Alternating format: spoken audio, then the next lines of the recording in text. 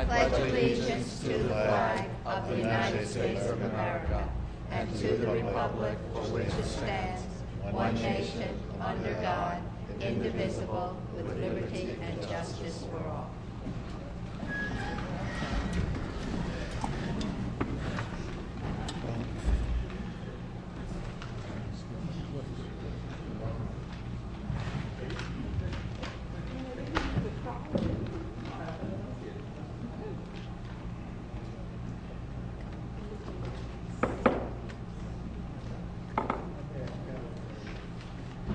The first item on the agenda is public comments.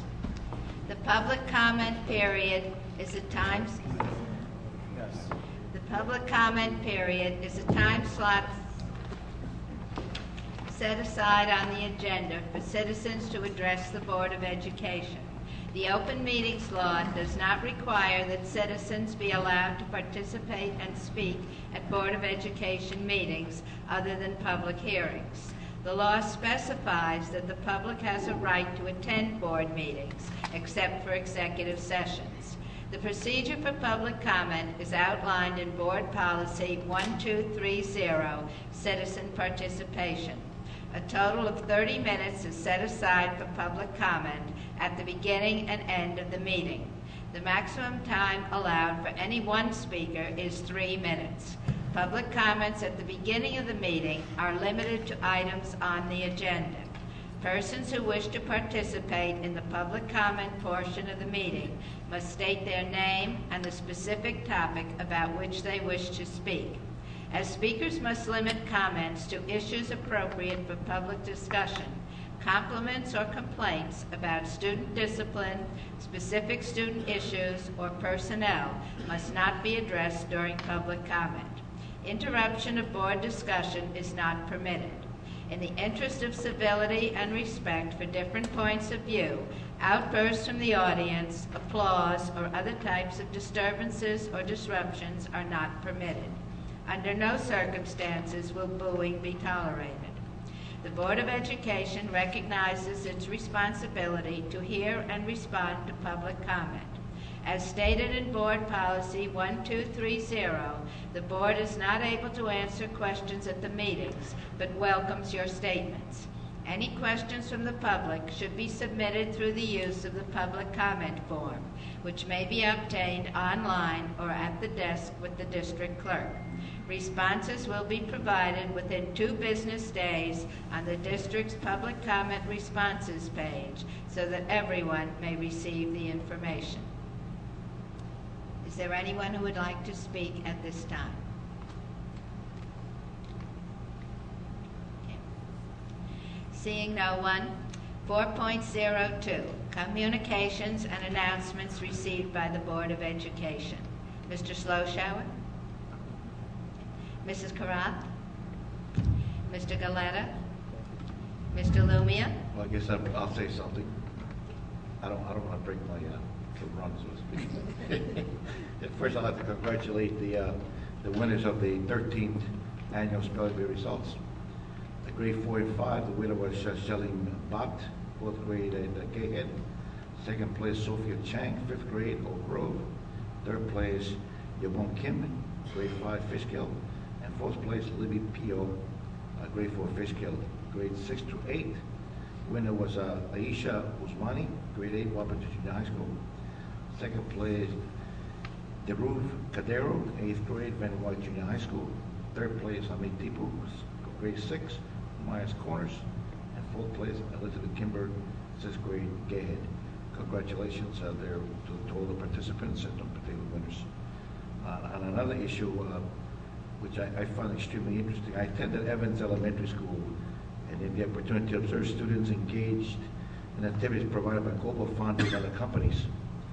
A presenter of the Global Foundry asked a question as to what they learned. A student, a 5th grade student, I was impressed by his answer. He said, to be successful, one must have a solid foundation.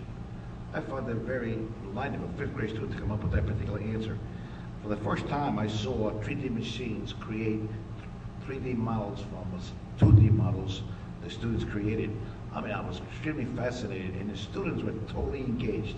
I sincerely hope we get every school to have these type of activities, because that's what motivates students to become scientists and future leaders in America. So I sincerely hope that the administration somehow can get these people to come into all the other schools. I mean, that's extremely fascinating and very, very interesting, and I found it interesting, and I'm sure the students found it even more interesting. So that's it. Thank you. Mrs. Goodman. Nothing for me. I had the opportunity to attend the district spelling bee. It was held here. It was very impressive. The words those students knew how to spell and knew the meanings of were just terrific. And it's wonderful to see so many of our students who give that extra effort in an academic area. I also attended the Dutchess School Boards Association meeting with Mr. Galetta, and the Capital Improvement Committee meeting chaired by Mr. Lumia and also attended by Mr. Sloshow. 5.01, Superintendent's Report. Good evening, Madam President, Board of Education.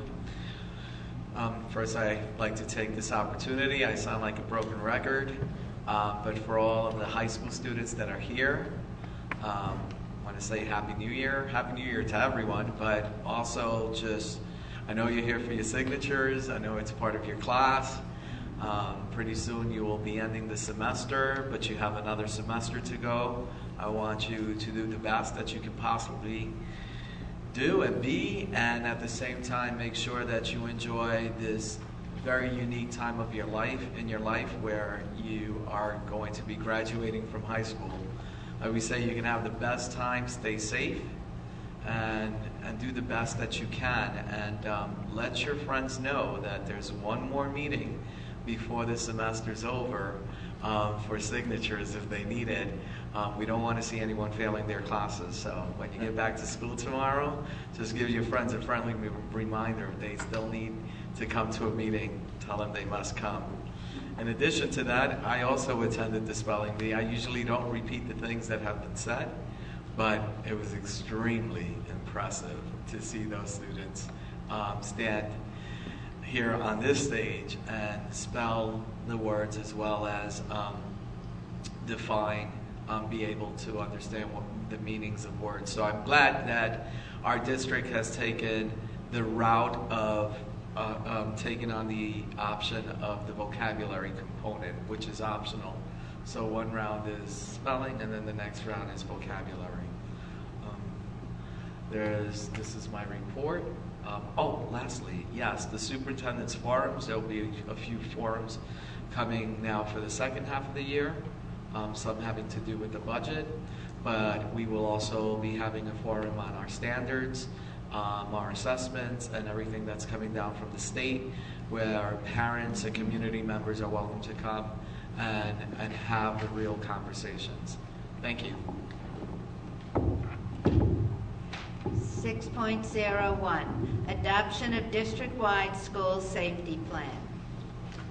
Resolved that the Board of Education, upon the recommendation of the District Safety Committee, does hereby adopt the district-wide safety plan in accordance with Section 155.17 of the Regulations of the Commissioner of Education.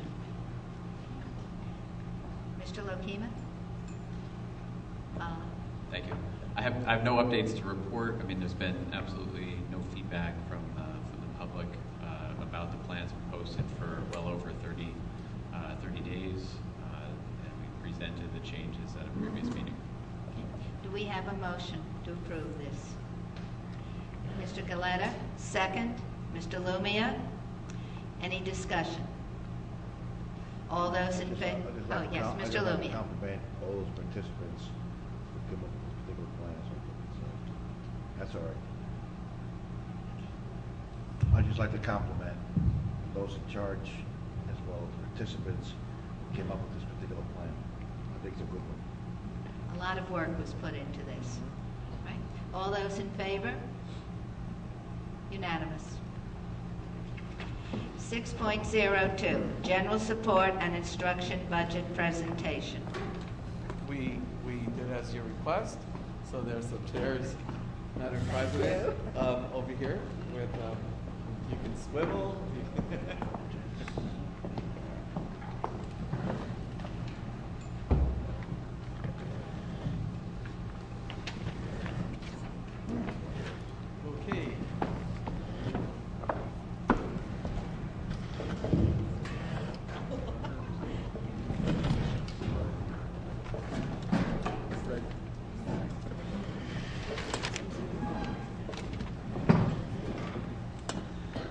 This is our first presentation of the general support and instruction and departmental budget request.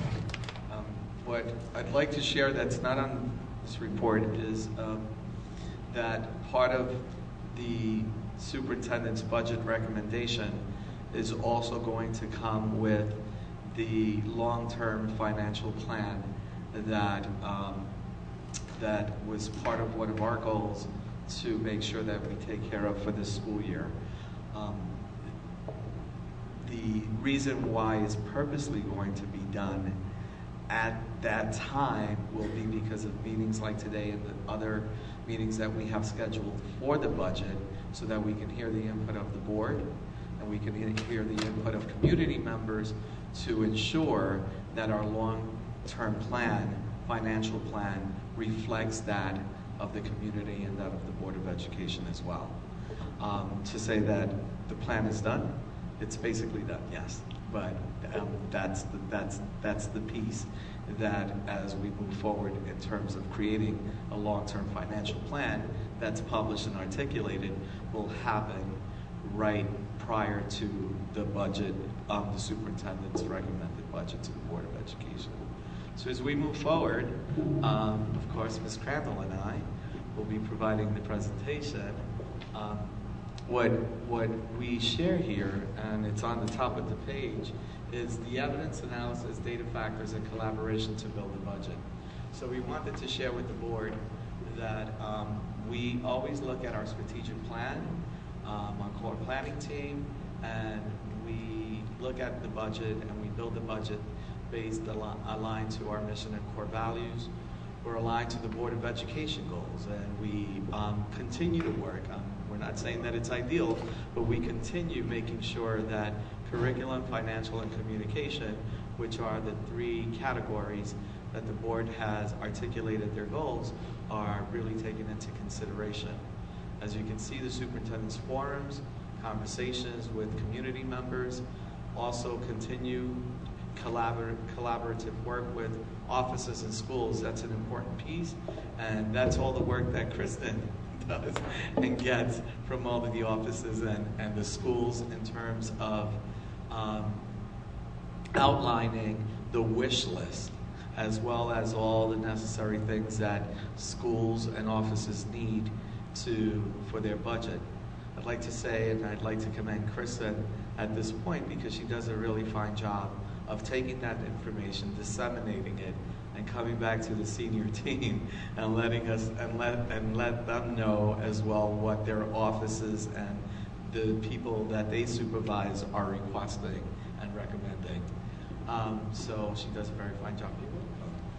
Fill in your bucket, as we say. Student, academic, and extracurricular opportunity, outcomes, and participation. And that could have been a subcategory to the strategic plan.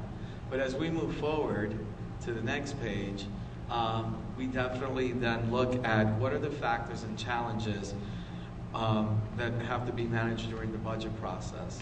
And this is what we face now. We've been facing this for some years, but we have a tax cap.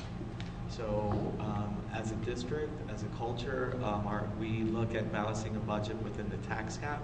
We're not looking to ever pierce the tax cap. State aid, developing projected budgets based on preliminary projections that are historically finalized in the spring. So everything we do, and many of you who have jobs with the government do understand this obstacle, this challenge that we face. And unfunded mandates. We have unfunded mandates from federal and state, New York State Education Department, and even our local municipalities affect some of the things that we have to do, which are unfunded mandates. And we have a few more to share with you, which is the use of estimates. We basically have to use estimates to project the budget, the stability of economic markets, as you can see, debt service rates, health insurance contributions, Board of Education, compiling feedback and deciphering what gets included in the budget, We all know the activity that we started historically a few years ago, utilizing the clickers and making sure that we reach the consensus or get the majority of the vote of what it is that the board really wants to ensure that is we include in the budget. And of course the administrative component, which we shared before, is a pro and it's a con to really have our offices and schools with the greatest of intentions really requesting wonderful things for our students, and sometimes the money's not there in order to balance a budget within the tax cap. Ms. Crandall. Thank you. So this evening, the first piece of building a budget that's within the tax cap will be the general support and the instruction portions of the budget. Again, these are the initial schools and offices requests. These are, as the superintendent had indicated, wish lists, and for the most part have not been pared down, with the exception of a few areas in particular after discussion with senior staff. In a month, you will have another presentation from us again on transportation and undistributed, and then about a month after that, you'll have the superintendent's recommended budget, where that's where the fine-tuning, the analysis, the further discussions with both schools, offices, the refinement of estimates, that'll all be things that can happen, and we'll be that much closer to knowing what our state aid numbers will be. We'll be that much closer to knowing what our tax cap percentage would be, and really will give us a much better idea. So these are preliminary discussions, and that's what we're doing every day, having discussions, refining estimates, and moving forward. So the general support portion of the budget, we've broken it down, the 17-18 requests, by category. So approximately 51% of this component of the budget is made up of salaries. We have supplies, equipment, contractual, and BOCES, all there as percentages just of the total request for 17-18. There are approximately 147 staff members in this component of the budget. So of the 1,879 that we have in the total district employ, just so you can kind of get an idea. What does this portion of the budget include? Expense related to the Board of Education, the Superintendent's office, business office, human resources, facilities, auditing, legal, tax collection, general liability insurance. These are all types of expenses that are included in this portion of the budget. What do we have as new additions in the 17-18 general support? We have the mobile application, and there is an offset. If this is to continue to remain in the budget, there will be an offset in the instructional portion of the budget for this expense. We have John Jay water and sewer assessments. As the superintendent had indicated, we have unfunded mandates that go right down to the single. These are an example of that. With regard to these assessment-based training module, that's also included. The expense did happen in 16-17, but the budget is actually reflected for 17-18 as we move forward. We also have non-programmatic expenses that can be mandated by New York State. And water testing for lead, which we're currently going through in all of our buildings, we're updating that claim information on a daily basis. Mr. Burrows and I today were just having another conversation because New York State wants us to update our claim for expenses based on more accurate information as we move through the process. So that's taking time, but it's not an instructional expense, but it's still mandated. So the increase from 16-17 to 17-18, the general support budget, is approximately $75,000. And we've broken out what those increases are and what the decreases are in this component. You can see the salaries are the first line item. The mobile app, which I had indicated there would be an offset of the expense in instructional portion of the budget. There's also a significant decrease in equipment, and the reason behind that significant decrease was because, if you remember, in the 16-17 budget, we included funds for all of the elementary schools to receive playground equipment. That work. Yeah, keep going. I thought we were jumping in. That work is being completed through this school year. but we did not see a need to have such a large allotment for that type of equipment in 17-18. We've reduced that funding to what it was prior to the 16-17 amount, which is $26,000. And once again, the reason why we saw such a large figure was because we were being fiscally diligent with our finances due to the GEA, the Gap Elimination Adjustment. Getting my acronyms out there, saying what they are. So we basically looked at it. How do we utilize our funds in ways that we can sustain it, as opposed to looking at personnel and then possibly having to say goodbye to personnel a year later. So that's important to know. Yes, that was the next thing I was going to say, was the sustainability of that expense. As we move to the next slide, you can see that from year to year, this component from 15-16 through the 17-18 initial requests has remained pretty much level,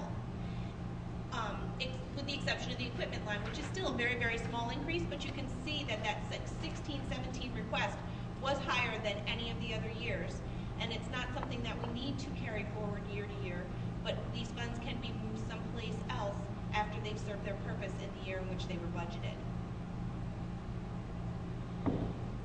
Comparing the general support from 15-16's first draft, this is something that we started doing a few years ago, just to show that the first draft is really a wish list and how it transforms to the approved budget that's given to the taxpayers, so the Board of Education approved budget. So what we see is that between 15-16 and 16-17, there was a 1.18% increase in the original draft. And this year, between 16-17 and 17-18, there's approximately 2.3%. However, there was a significant decrease in what actually gets approved, and for both the 15-16 and 16-17 year. In the approved budget line, you'll see that there is a significant increase in the 16-17 school year. And the reason behind that, as the superintendent had just indicated, was because we had the gap elimination adjustment. And again, we looked for ways in which to use these resources that we had been given in ways that would not cause any harm to the district in future years, i.e. salary increases that we would potentially have to decrease in the coming years. The composition of the instruction budget, this is a very similar graph or pie chart that was shared for the general instruction. In this area of the budget, about 83% of the component is made up of salaries. And it's interesting to note that of the 1,800, almost 1,900 staff that the district employs, 1,479 staff members are paid from this component. So the majority of our staff is paid in this component of the budget. And we've added an additional category here for textbooks, because textbooks are recorded in this component. So we have expenses related to the Office of Administration, Office of Curriculum and Instruction, Supervision of Schools, General and Special Education staff, health staff, instructional support staff, textbooks that we had just mentioned, interscholastics, and extracurricular. So everything programmatic is included in the instruction portion of the budget. What have we added to this budget for 17-18? District-wide Naviance, that's the guidance support system that we have. Family ID, which is another system that we can get through BOCES, so it's an aidable expense. And also the official addition of cursive writing curriculum for grades 3 and 4. So I think it's important to note where you see cursive writing curriculum grades 3 and 4. What was approved by the Board of Education was the cursive writing once the school year got started. And that was to begin in 3rd grade, and we would commence and continue to move forward with this program / curriculum. The reason why I'm bringing this up is, though, it may seem minimal, but every time we have new items that come up, we do add it to the traditionally WAPN just does add it to the presentation, and we would share this once if it gets approved by the Board of Education, what we call the roadshow, we share this information. Those of you may remember 3-4 years ago when I was the assistant superintendent, I chuckled to the idea that a kiln was added for about $4,000 or $5,000, but it was a new item that had not existed in the budget. So that's why, although the board approved this, they approved it after the budget was created. So it's officially added. It's been funded for 16-17, but it's officially funded specifically for the 17-18 school year. And from a cultural perspective, I think it's great to really bring out and continue to bring out that we're a proud district that is really looking at cursive writing and making sure that it's an integral part of our curriculum, not a choice. So the instruction budget increase is approximately $3.7 million, and here you can see the breakdown of what the increases, where the increases come from. Again, you saw BOCES under general support and BOCES in instruction. Until Friday of last week, we had not received the initial service request from Dutchess County BOCES, and it's just timing. So what we have done is, in the past, is use the actual expenditures from the previous year and increase them by 3%.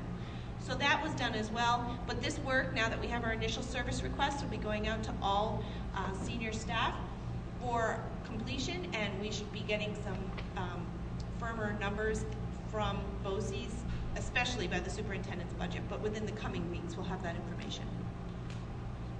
The equipment requests, there is a large increase here. Again, this is their wish list from departments. So a lot of this is physical education, interscholastics, areas that are just requesting additional pieces of equipment in their buildings. There's also an increase, I believe, for bleachers at Wappingers Junior High, several areas which senior staff will have a conversation about in the very near future. Another pie chart comparing 3 years. As you can see again, it's pretty level. There's no significant changes in this area component of the budget. Some of it is very minimal. You can barely see it on the sheet, but on the chart, but it is there, and it has remained pretty steady from year to year. A multi-year analysis, just like was done for general support, you can see that the increase between the approved instruction of $114,321,663 and the increase to the $118,5645 is approximately 2.84%. That work will be done. We will continue to look at it and see and find why where those increases are and have further conversations with departments. So the process for 2017-18, our website is, our email is up and running. Haven't received any emails yet. Check it every day, but it is up and running. We're more than willing to start to take comments, questions, and feedback.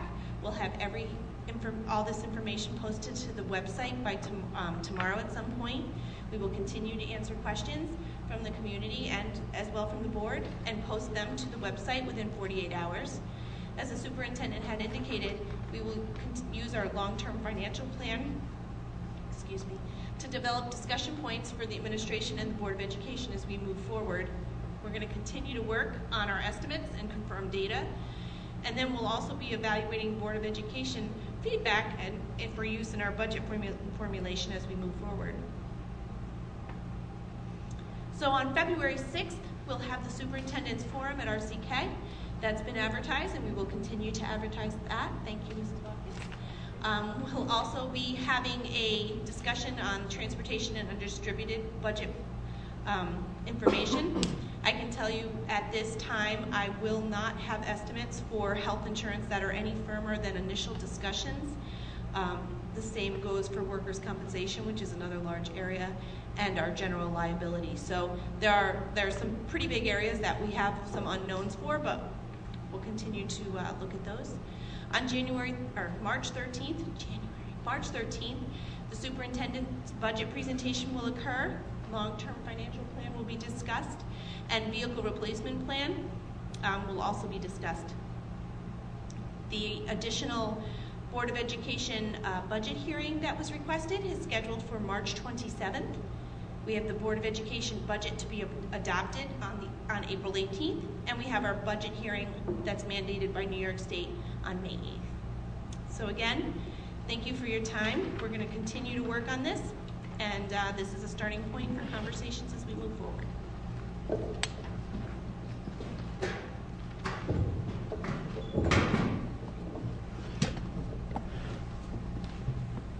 Are there any questions from the board? Mr. Sloshower.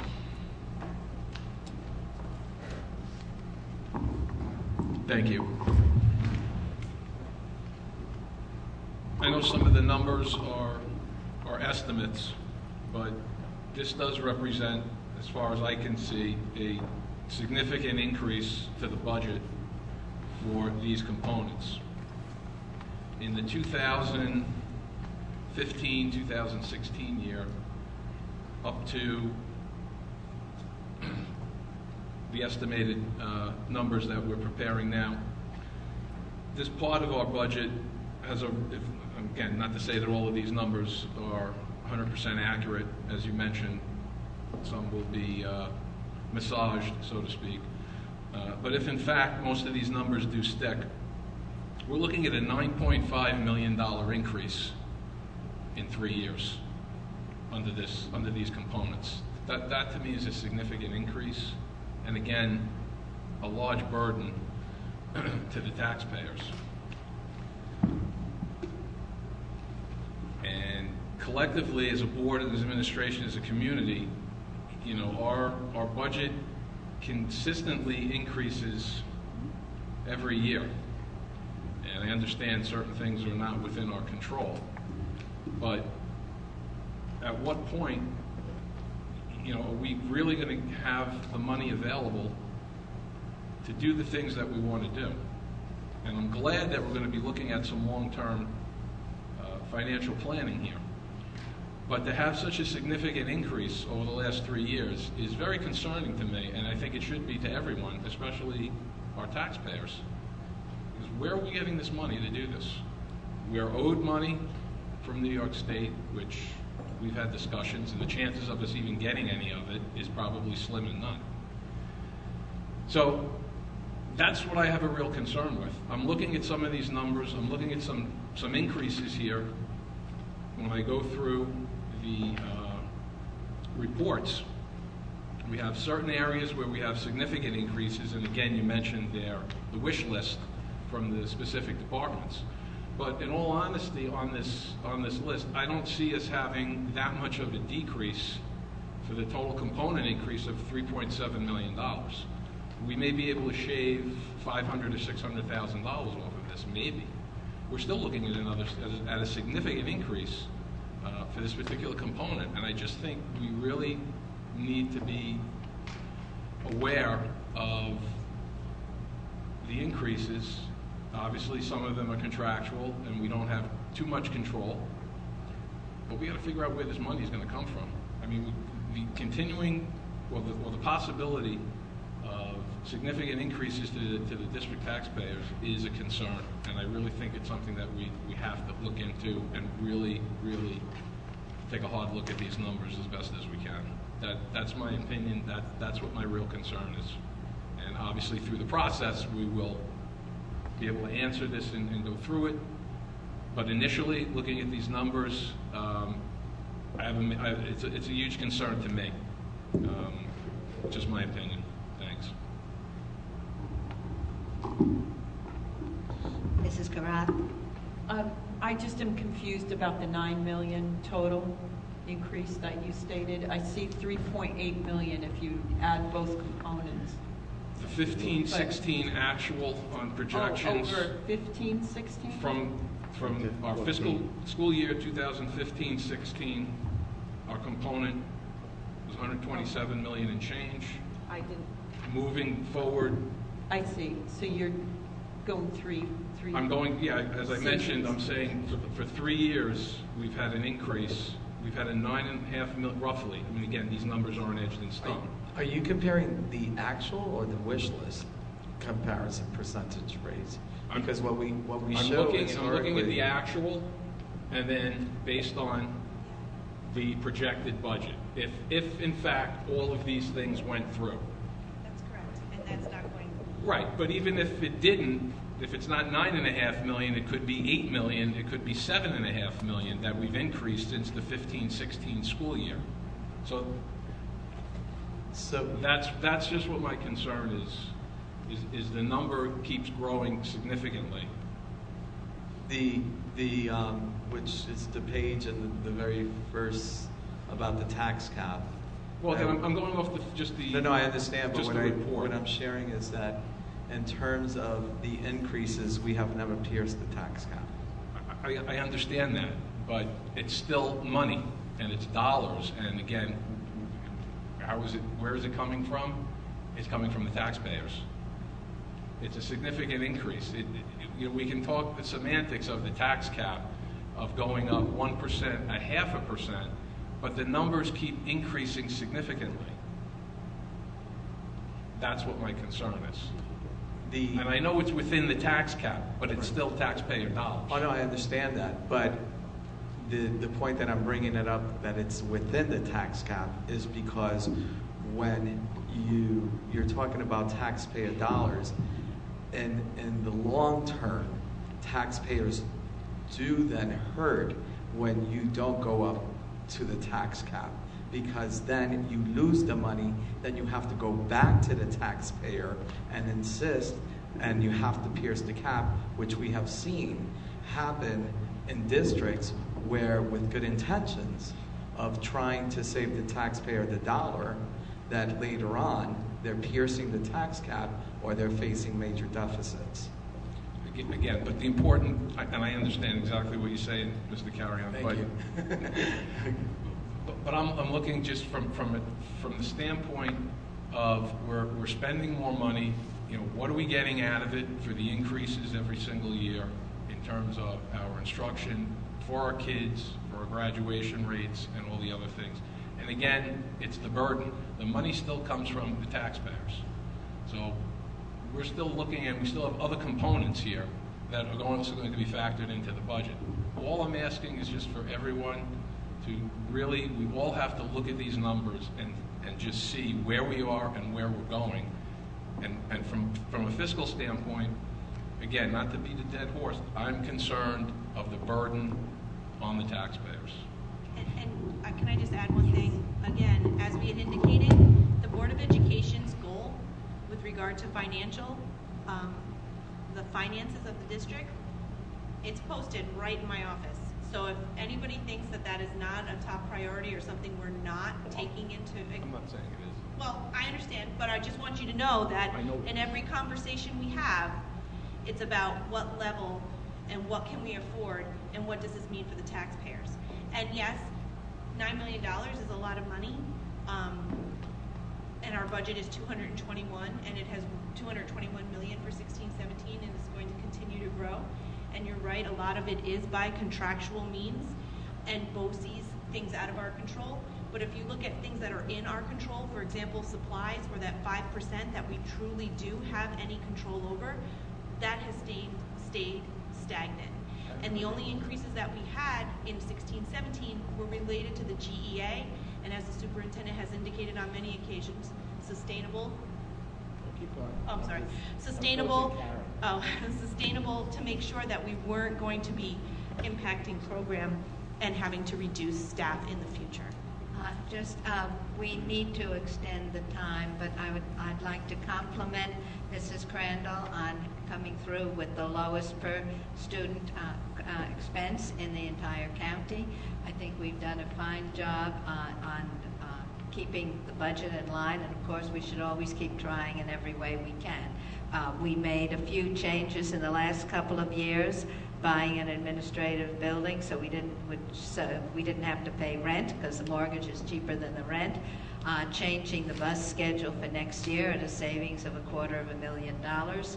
And I know Mr. Carrion and Mrs. Crandall look constantly for ways to save money. Mr. Carrion has not increased positions with eliminating others.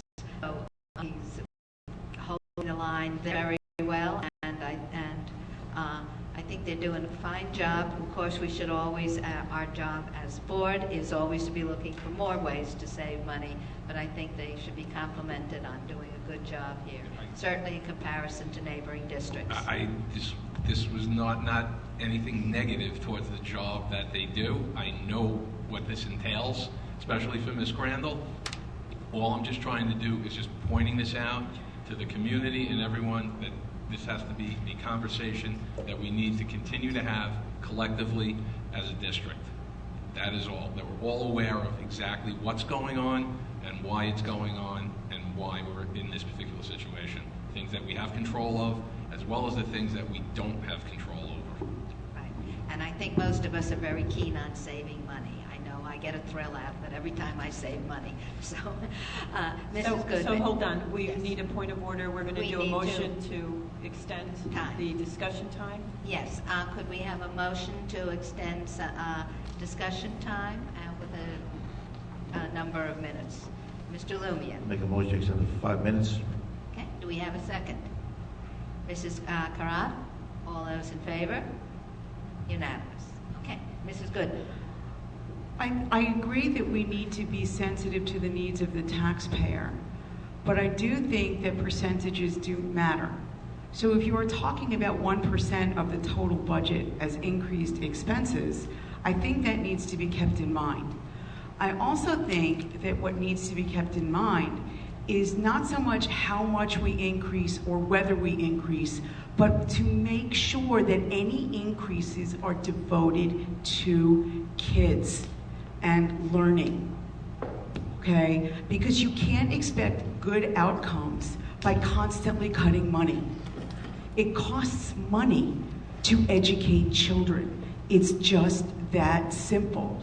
There are 4 courses that we are in the process of voting on. And new courses cost money.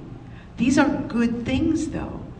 And I think that rather than the problem that I have with the no new money, no save taxpayers money, is that left the district in a position of terribly aging infrastructure, to the point that kids in wheelchairs could not move around the school that they attended because there were no elevators.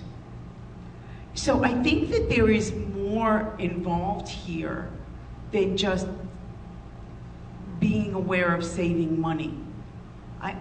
That is my own personal opinion, that as we look at the budget, we just ensure, as the budget that I've looked at in the past, have been really devoted to kids and classrooms and not to other frivolous or conferences or other expenses or people who are distant from the classroom.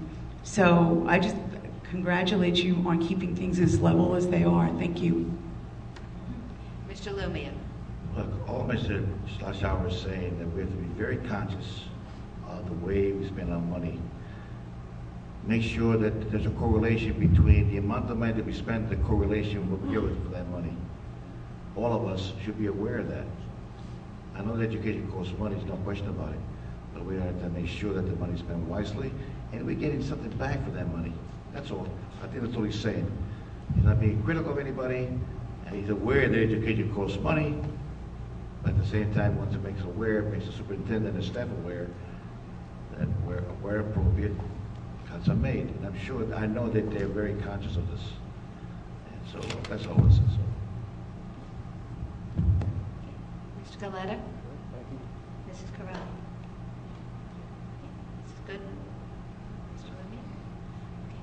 All right, yes, so definitely, and we appreciate, Mr. Schlosshauer, that you brought up the fact that we should always look to save money. There's no intention at all, I think, on this board to go over the cap, and we all would like to save money whenever we can. And I'm sure that this wish list, though many of the things are desirable, many of them will not happen this year simply because we don't have the money. More to the point, I think, is that the state of New York, many of the problems we had and the reasons for increase in local taxes were because the state of New York, in the recent recession, cut back on their funding drastically, and therefore we had to make up the gap to ensure our children had a good education. But hopefully they will take on more of their New York State constitutional duty to provide an adequate education for all children in the state. And in that case, perhaps we could see our taxes go down as they reevaluate their priorities in Albany.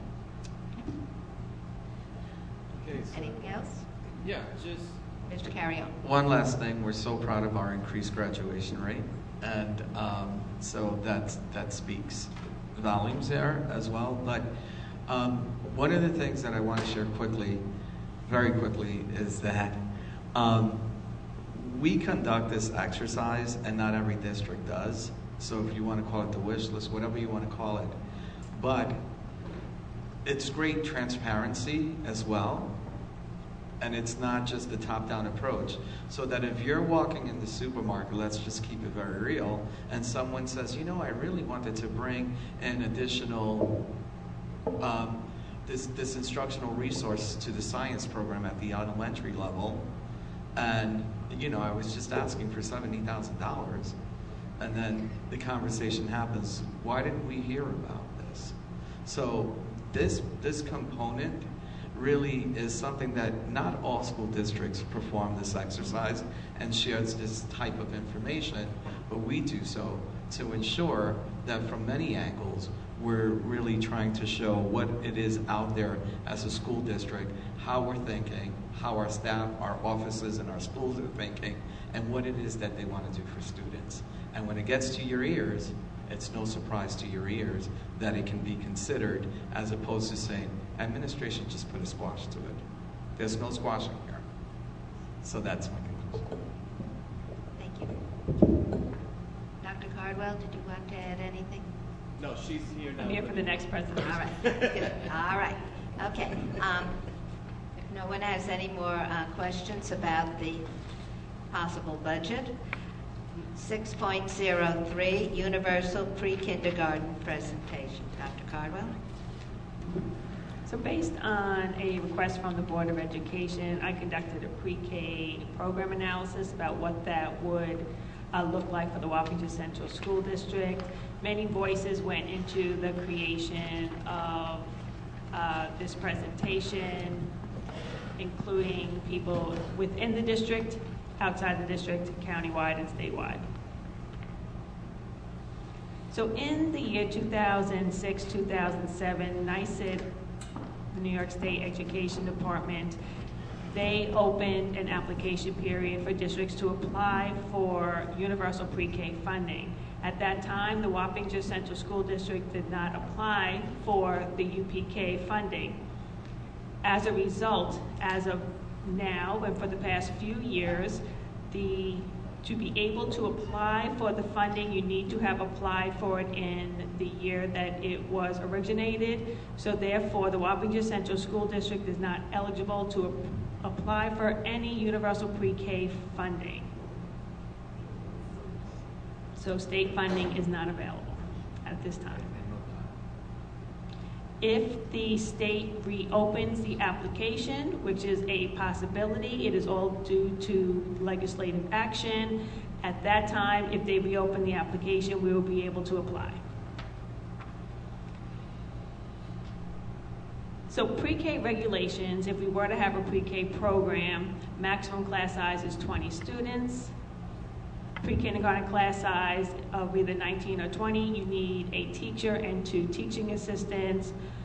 And a couple of other facts, class sizes up to 18 students requires 1 teaching and a teaching assistant.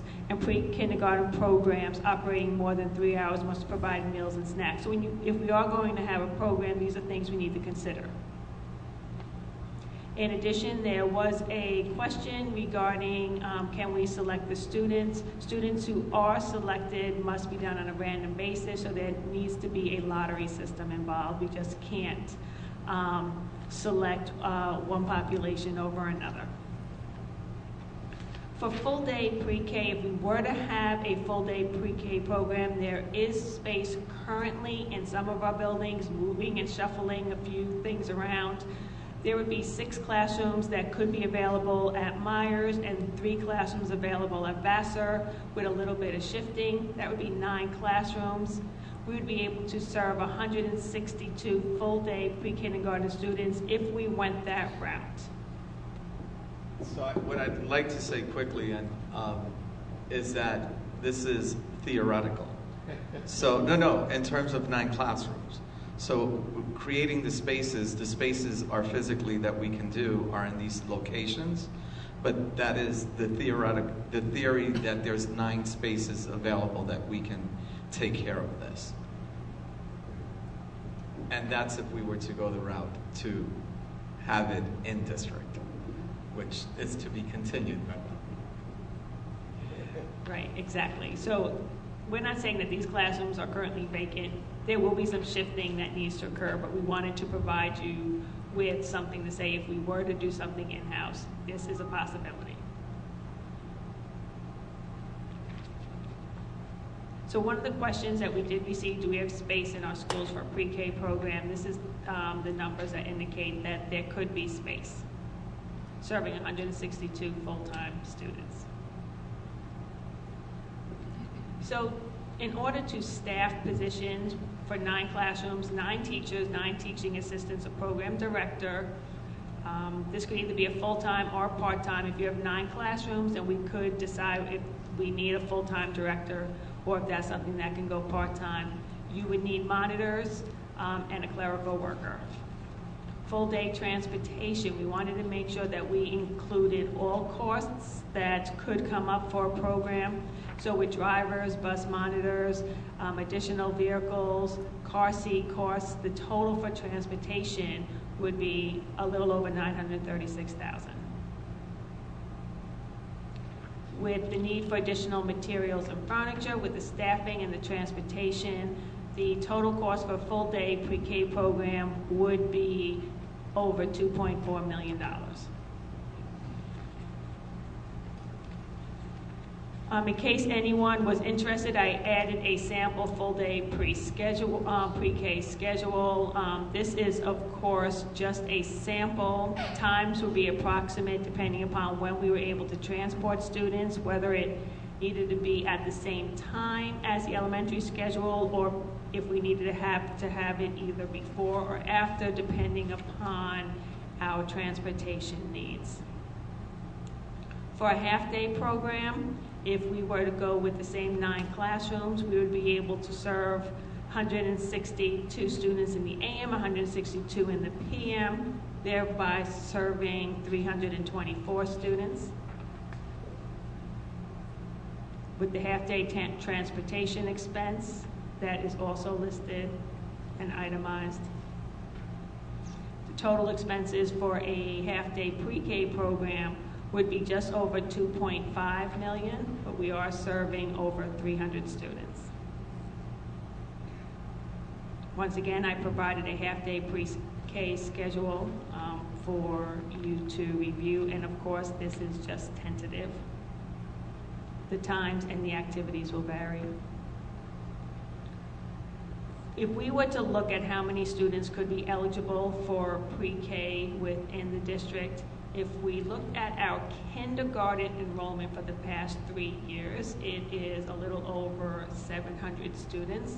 So we could project that we would have the same number of pre-kindergarten students coming in, which would be 700. At our best case scenario with in-house, going with half-day pre-K, we are serving just over 350. So still, we're not getting a half of our population that would be eligible to receive pre-K. So points to consider: with no state funding available, the district would be responsible for 100% of the costs. Local pre-K providers would be financially impacted by the start of a district pre-K program. That could mean that we have students that would have attended local providers that would now be attending the Wappingers program. The transportation times were estimates. We would definitely have to work out the busing schedules and what time pickups and drop-offs would be. And for the schools that would house a pre-K program, would they have additional arrivals and dismissal times, and then how would that impact their particular sites? If we were to contract out with various agencies, we would have to work with the WCT to determine if we would need an agreement in order to have teachers that are not WCT teachers at outside agencies, providing that type of service for our pre-K students. We would have an option to decide which agencies to contract with. That would be our decision, assuming we had multiple agencies that wanted to work with us. The district could provide oversight and monitor the services, and if the district was not satisfied with a particular service, we would have the option not to continue to contract with that agency if, again, we had multiple agencies that wanted to partner with us. So if state aid was available, we would get $2,700 per student in state aid. For the first year of the program, it would be $7,926 per student course. So the district responsibility would be just over $5,000. And then beginning the second year, because there were some initial costs we wouldn't have to reoccur, such as the car seats, the district would be responsible for just over $3,000 per student. So even with state aid, it does not cover the entire pre-K program. So some other questions. Even if funding was available, or even if it is not available, do we feel providing a pre-K program is the best use of the funding? Would the district consider hiring teaching assistants for our kindergarten classes if they had additional money that they wanted to spend, and or other priorities that could be addressed using the available funding? And some additional questions that we received. Pre-K funding would be available each year once you are approved. You just have to complete an application each year to get the money. There are currently 4 Dutchess County districts that receive UPK funding and have a UPK program: Beacon, Dover, Hyde Park, and Poughkeepsie. And there are some studies that indicate the benefits of pre-kindergarten, which are listed above. Any questions?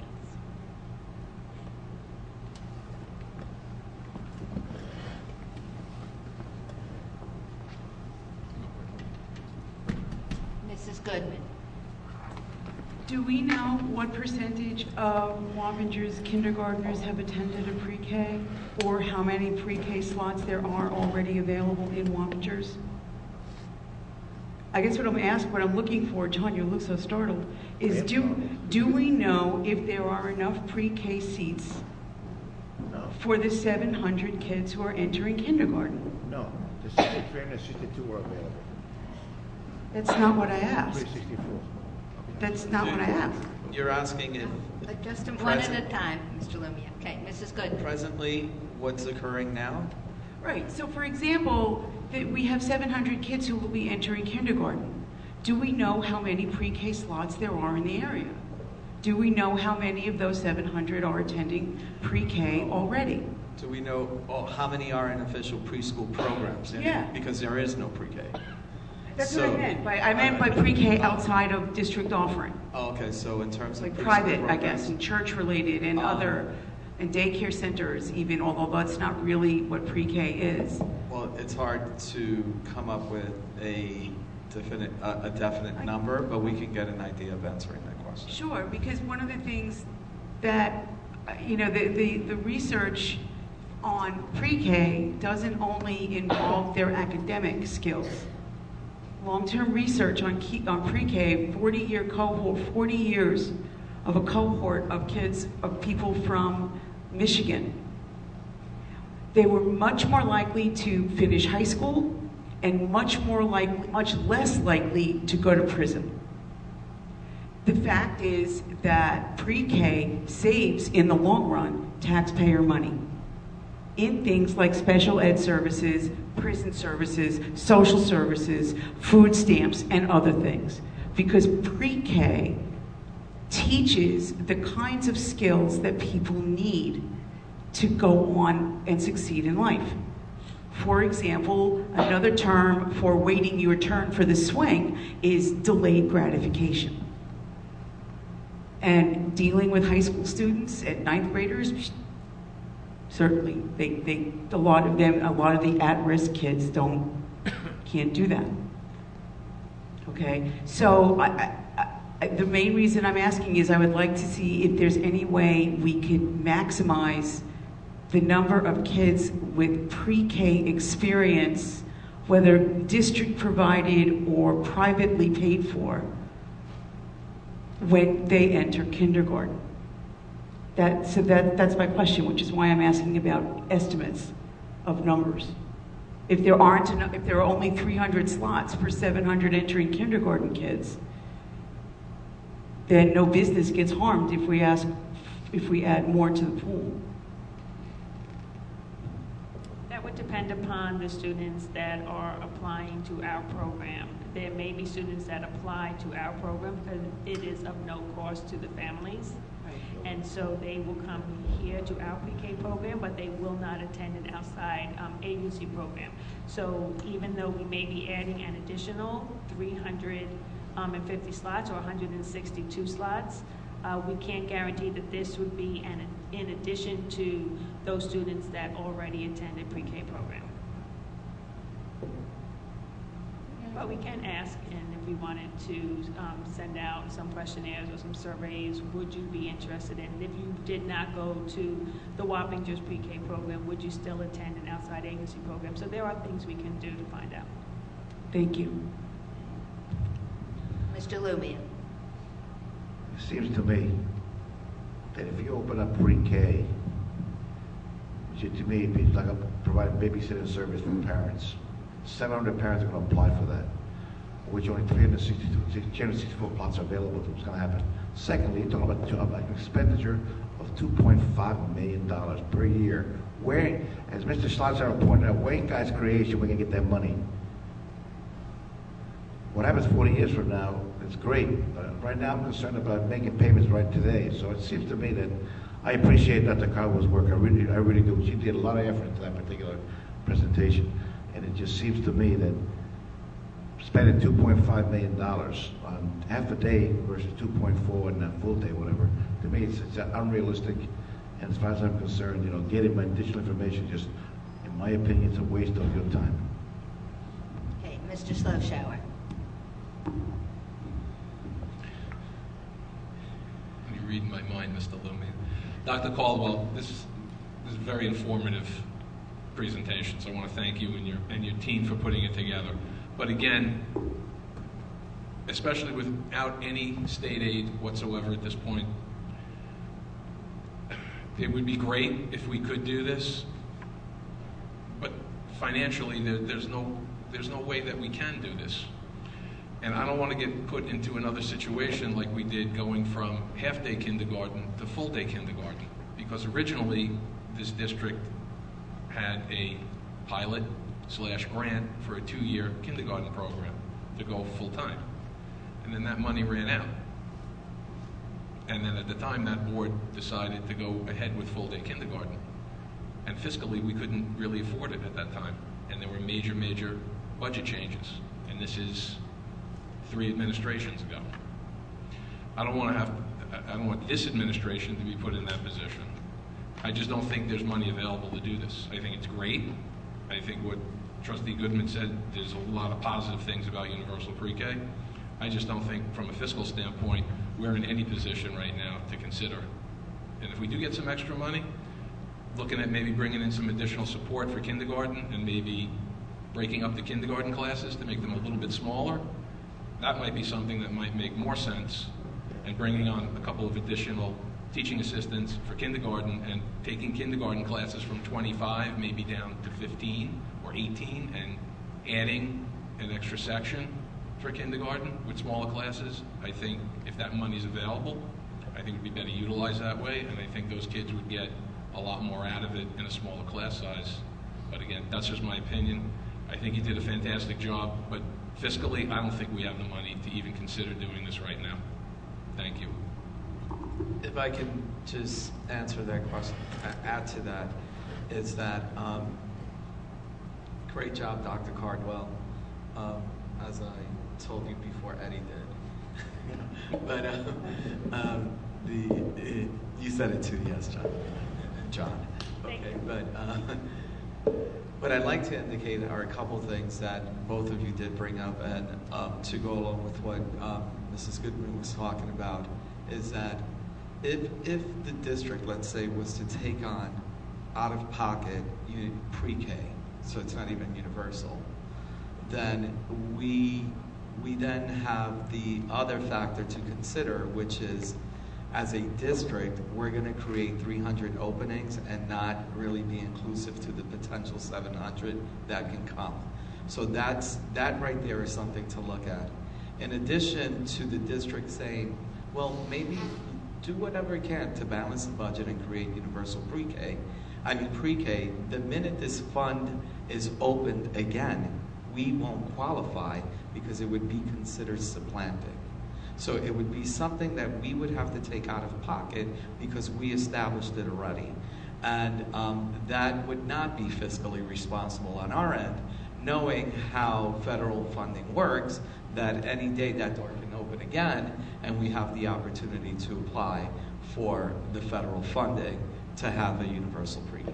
So those are two other important factors, and I'm glad philosophically that what Eddie mentioned is, Mr. Sloshower, what he mentioned is absolutely true. When we still talk to educators and we tell them that our average class size in kindergarten is 22, which it went from 27 down to 22, people still say, wow, that's a lot. So when you mention the teen number, and they ask, and you have teaching assistants? Absolutely not. We don't have any teaching assistants to support what we have in our kindergarten programs presently. So the work is there. Is the work ideal for what we have presently for even our little 5-year-olds that are in kindergarten?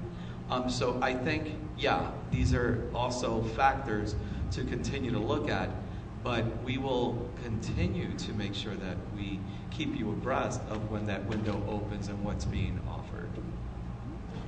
Did somebody else want to say something before we go to repeats? Okay, Mr. Galetta, did you have anything? No. Okay. All right, Mrs. Goodman? Would it be possible to consider not going to immediately to a huge program, but maybe spend, I don't even know what the number might be, doing a really a more detailed projection of costs and feasibility next year, and then maybe pilot like maybe 1 or 2 classrooms rather than 6 or 9 all at once? Would that be a possibility? The possibility is based on what the district decides and what policy would be created. So that's not for us, but I think in terms, that's the point that I was trying to make. If the district and the board were to take on financially the cost to pre-kindergarten in our schools, those are the guidelines that would also have to be established, that it is open, let's say, just to 60 students. Or 36 students. Is that something that the district would want to do, that the Board of Education would want to do? That's the point that I was trying to make before, that if we're going to create this program out of pocket, then if there's potentially 700 students, my recommendation would be that there's a program that allows for 700 students to come in. But if it's federally funded, that's what makes the difference when it's federally funded. Not everyone in Hyde Park, not everyone in Dover, not everyone in Beacon and in Poughkeepsie that's 4 years old is attending one of the pre-K programs, whether it's in district or in an agency. Mr. Lumia. Talk about federally funded. We have a new administration coming in Washington, D.C., and the Commissioner of Education is not in favor of public school education. She's more in favor of charter schools. I'm concerned about how much money public schools are going to be getting as opposed to going to charter schools. If that happens, we're in deep doo-doo. So as far as I'm concerned, getting more programs into the system where the money's not there is crazy, in my opinion. But let's wait to see exactly what they're going to propose, and so far as funding public education, and whether the flow is going to go from public to charter. If that happens, we better stop worrying. Mrs. Goodman? I have to say that I agree. And Dr. Cardwell, when I saw the presentation that said that no government funding was available, my heart sank. Because I believe, and I know that we've talked about this, that Mr. Carrion, you do as well see the value of pre-K and a public free pre-K, but without assistance, I can see why it's just not a non-starter right now. And that's a pity. And I just have to, and Alberta, she's my coach. But I also have to, just from a philosophical standpoint, that I do stand with Mr. Sloshower too, which is surprising that you mentioned, but looking at what we have now and what we continue to make better before we bring something else new really truly is my philosophy. So we've done great work with the K-6 configuration without creating an additional cost to the district, but continuing to that work is something that we should continue to look at if there is funding available. So from the original presentation of Mrs. Crandall of indicating and the comments that were made, it's not about the money, it's that making sure that the money goes in places that we can see the fruits of it. Yeah. Early childhood education is a wonderful thing. It benefits children. It gets them to a better start in the primary grades in school and helps them lifelong with health outcomes, behavioral outcomes, employment outcomes, and less addiction, less criminal involvement. But we just really don't have the money. And I agree completely with Mr. Carrion. This is a public school, and if we're offering it to one child, we should offer it to all 700 4-year-olds. Early childhood education is a huge expense to most families, and painfully so. And as a grandparent, I know this because a lot of us help pay for that because it's an awful lot for parents to try to face. So to us to provide it for only some children and not others would be inequitable. And at this point, we just don't have the money. It's as Mr. Sloshower and Mr. Lumia and Mrs. Goodman pointed out, our finances are precarious because we have no idea from year to year what the state and federal governments are going to allot to us.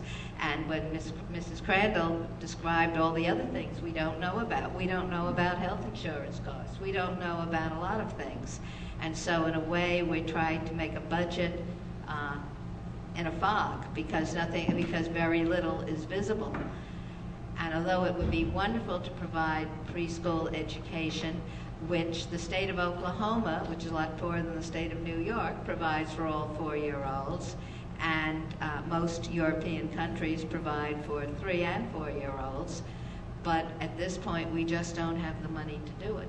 And so I thank you very much, Dr. Cardwell, for all your research, and I'm sure if funding ever became available for us, secure funding that they weren't going, as Mr. Sloshower pointed out, that they're not going to put out for 1 year or 2 and then yank away from us, then it would be, we have a good head start on looking into it. And that's very good because we heard a presentation at the Dutchess School Boards Association from the Hyde Park District who did go for the program when it was offered, and they had such a small window of opportunity that, as they said, they would have done things differently if they had had more time to research and look into it. So here, if we have research and background ahead of time, that's really good. Thank you. Anyone else have any comments or questions? Mrs. Goodman. I just want to thank Dr. Cardwell for investing a lot of time in answering a request. Especially once she saw that the money wasn't going to be there. So thank you very, very much. I really appreciate it.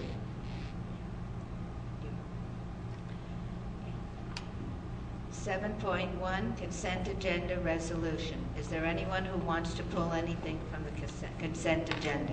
Mr. Sloshower. 7.07, 7.11, 7.12.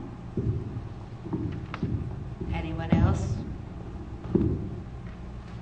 Resolved that the Board of Education does hereby approve the following consent agenda items as stated: 7.2, 7.3, 7.4, 7.5, 7.6, 7.8, 7.9, 7.10, 7.13, and 7.14.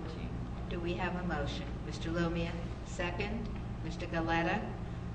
All those in favor? Unanimous. 7.07. Resolved that the Board of Education does hereby approve the minutes of December 20, 2016 Board of Education meeting as stated. Do we have a motion? Mr. Lumia, second. Mrs. Karath, discussion. Mr. Sloshower. Just real quick, I am 100% in favor of this resolution. Unfortunately, I was not able to attend this meeting. Therefore, I do not feel comfortable voting, so I will be abstaining. But I just want to go on record to say that I am in support of this, but I was not present for the discussion. Thank you. All right. All those in favor? Mrs. Goodman, Mr. Lumia, Mrs. Karath, Mr. Galetta, Mrs. Kelland. Opposed? Abstention. Mr. Sloshower. 7.11. Resolved that the Board of Education does hereby acknowledge receipt of the July, August, September, and October 2016 financial reports. The Board of Education is in receipt of the following financial reports for July, August, September, and October 2016. The Treasury Report for July, August, September, October 2016, the trial balance of all funds, July, August, September, October 2016 cash flow analysis, July, August, September, October 2016 tax certiorari status, July, August, September, October 2016 revenue reports for the month of July, August, September, October 2016 for all funds, checks over $1,000 report for the general fund, school lunch fund, and special aid fund for July, August, September, October 2016, status of funds report for July, August, September, October of 2016 for all funds, cash disbursements for July, August, September 2016 for all funds. Do we have a motion? Mr. Lumia, second. Mrs. Karath, discussion. Mr. Sloshower. Just a quick question, Ms. Crandall. Is it at all possible to receive these reports to give the board members a little bit more time to review than 2 days? Is there a requirement that these have to be approved in a specific time frame? Well, no. In all honesty, these reports will be coming to you at the end of the month following. So July, August, September, October, we're done all at once. You normally get them by the end of the following month. So by the end of February, you should be getting January's. That's how it occurs. With regard to timing for approval, they don't necessarily need to, you're acknowledging receipt of them. You're not acknowledging approval. Right, I'm not questioning the veracity of the reports or anything, but just, I'd like to really go through this. And there's no timeline. It's just an indicate we had provided. And I'm just assuming we'll get monthly reports. We just here, for example, it was just compiled for. Correct, and we can't give you any of the reports for the end of the previous year until the audit is completed in September. So then we can't give you July, August, September until that is completed. So that's why there's a lag. I would just make a suggestion, if possible, if we run into a situation again where the reports are so cumulative of several months, if perhaps we could have a little bit more time, unless other board members have any objection. I would just like to have a little bit more than 2 days to review the reports, if that's okay. Thank you. All those in favor? Unanimous. 7.12, approval of January 2017 bid report. Resolved that the Board of Education does hereby approve the finalization of the bid contracts as referenced in the January 2017 bid report. Do we have a motion? Mr. Lumia, second. Mr. Galetta, discussion. Mr. Sloshower. Just one more quick question, Ms. Crandall. In reviewing this, it's not considered, but I was just curious as to why we're not getting more support from community-based businesses to want to do business with it. Are they just not responding?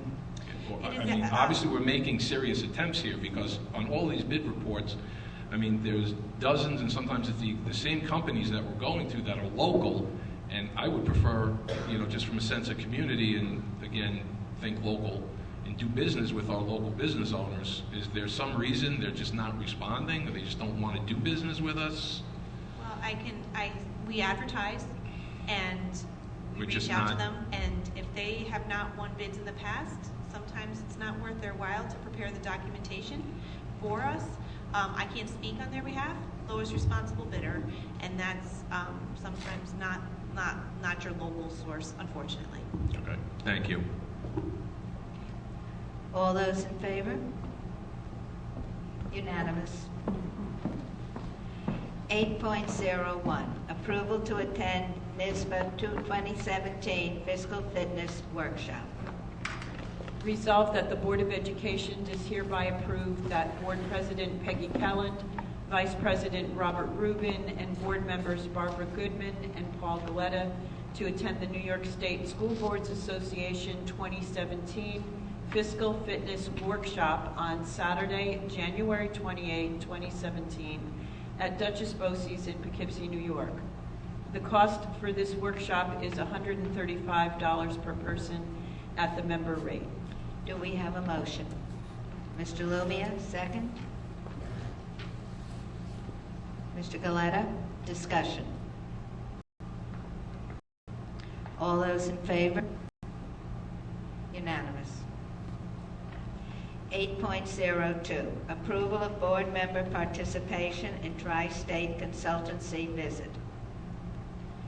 Whereas the Tri-State Consortium will conduct a consultancy visit on the topic of special education from January 11th through the 13th, 2017, and whereas was recommended by the Tri-State Consortium and supported by the Superintendent of Schools that members of the Board of Education participate in the consultancy visit process, and now therefore be it resolved that up to 4 board members shall participate in the Tri-State Consultancy visit, and be it further resolved that board members shall be designated to participate on this visit on a first-come, first-served basis by sending an email to the district clerk and board president indicating a full commitment to the date and time established for the visit.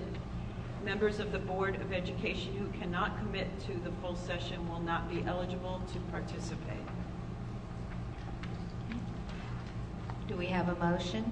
Mr. Lumia, second. Mr. Galetta, just further information. The interviews will be on January 12th, that's this Thursday, from 10:30 to 11:25. And the board members who have responded and intend to attend are myself, Peggy Kelland, Tracy Pelton, John Lumia, and Paul Galetta. Any discussion? All those in favor? Unanimous. 8.03, approval of intermunicipal agreement.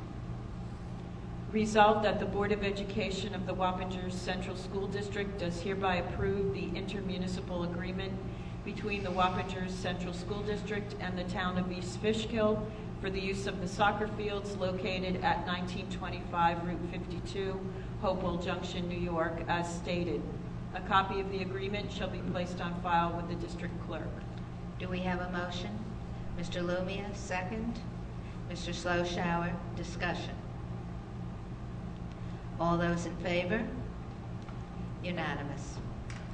8.04, approval of new courses for 2017-2018 school year.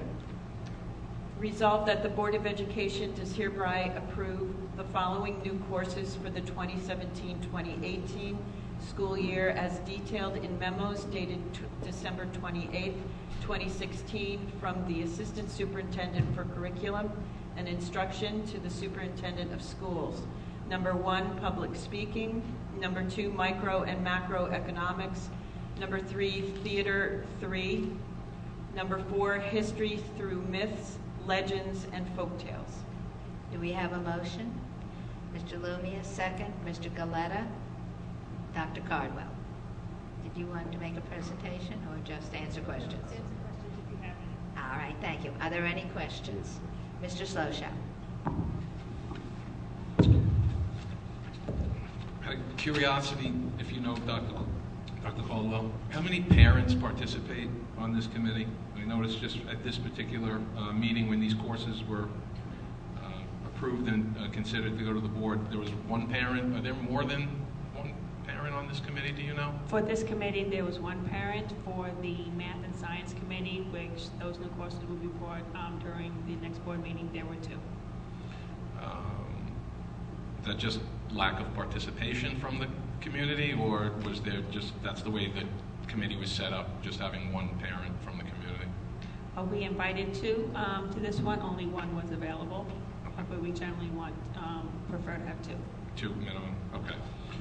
With that being said, I'd like to first congratulate all of the teachers that put these new courses together. These are, it's like trying to put these in order, which one is better than the other, so I'm just going to say I think these are all number 1s.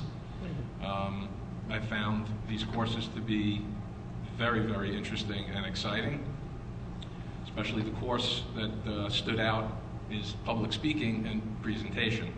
I found the job that Mr. Casey did in putting this proposal together outstanding, and I believe he makes a comment where he would like to see this as a mandatory course for graduation. I would be in favor of that, and I was wondering if you might be able to work with the rest of administration to put something together for the board in a weekly memo advising us how we could go about doing that. Not that it's a concern, but having this as a mandatory course, how would that affect certain students with a 504 or an IEP? Again, I don't want this to be something mandatory for some students and not for others. If there's a way to balance it, if maybe you could get the board some information, I'd like to have the board consider making this a mandatory course for graduation. And again, I just want to thank everyone involved in putting these 4 courses together. I think they did an outstanding job, and I'm in favor of them. Thank you. I'd like to agree with Mr. Sloshower. My husband and I both took public speaking as an elective in high school, and we both feel that it was the most valuable course we took. So over and above all those many academic courses that we took also. And this is something that we should be promoting. I don't know if we can make it mandatory, but certainly encouraging. They say that repeated surveys show that fear of public speaking is the most common fear, and we all need to do it. I was very shy in high school. I took this course, and here I am. So it's a good thing for everybody. Well, guess what? I didn't take public speaking, so perhaps I should have taken one, you know. Mrs. Goodman. I not only want to compliment the teachers on the quality of the presentations, which I agree with Mr. Sloshower, were overall extremely high and very impressive. Showed a really good sense of planning and understanding of teaching and of content and student demand and the way it would meet student needs. I would simply like to thank the teachers for taking the time to do this and to take the initiative to do this. This was, I am sure, a very time-consuming, lengthy process. So again, I just wanted to extend my thanks to the teachers for that. Anyone else? I'd just like to, Mr. Sloshower, go ahead. My bionic ear there for a second, but Mr. Carrion does make a good point, because in reading through some of the proposals, there was a significant amount of input from our students. Yes. And again, That's great. as I will, repeat what our superintendent says and do the opposite. Bionic here. But the fact that part of our strategic plan, okay, is input from our students. So the students had input on one or all of these, and the teachers took all of that into consideration in putting their proposal together. I think is outstanding. And I'd like to also thank those students for coming up with these ideas and identifying the fact that, you know what, I have some issues with public speaking. Maybe we should have a course. You know what? I want to expand on my theater. Let's look at something there. I want to expand on my math and my science and so forth. So I think that was a great job by the students that participated. Yes, the detailed presentations of an application for these courses was very impressive, and they showed that there was a lot of interest, that these were very valuable additions to the curriculum, and for those of us who are always worried about the money, these courses are of course not given if there's not a certain minimum number of students who elect it, and this would be probably in lieu of other courses that they might be taking, so therefore it's not an addition really in cost to the district except for the initial outlay on textbooks and other such supplies. Anything else? All right, all those in favor? Unanimous. Thank you, Dr. Carter. Thank you. 8.05, first reading of policies.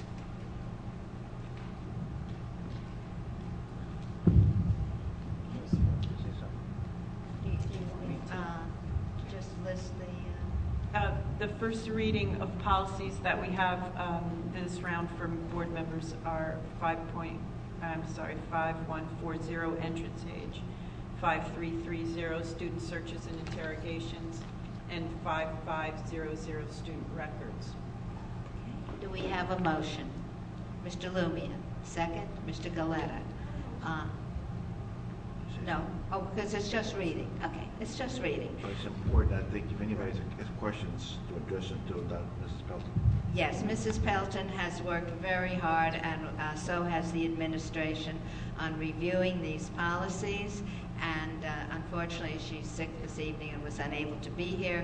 But if anyone has any questions, please contact her by her board email. She'll be happy to clarify them for you. Okay.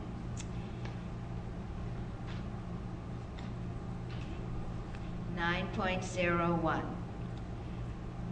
Are there any amendments to the agenda or additions?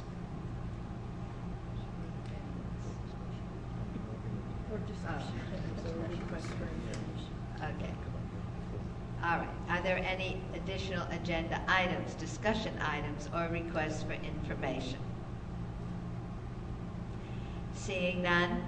10.01, comments from the public. Is there anyone who would like to speak at this time? At this time, you may speak on any issue that relates to school district business. It does not have to be on the agenda tonight. Okay. Could we have a motion for adjournment? Mr. Lumia, second. Mr. Galetta, all those in favor? Meeting is adjourned.